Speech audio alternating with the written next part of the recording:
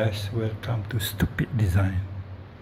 Kalau tengok ni, tu tempat duduk.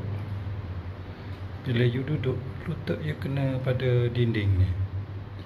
Dan luas kawasan ni lebih kurang 2 meter, tengok.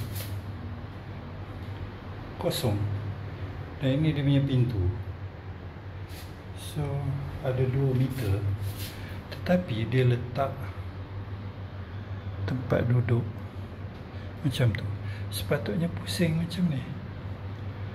So inilah antara stupid engineering design, stupid architecture design yang ada dalam Malaysia ni. Dan ini bukan satu, berlambak-lambak macam ni.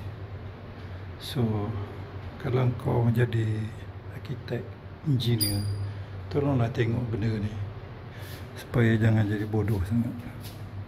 Tengok.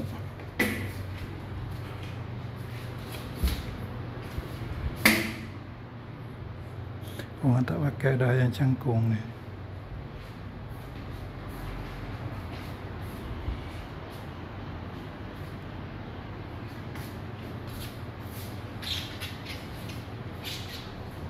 So dia kena tukar, kena duduk punya.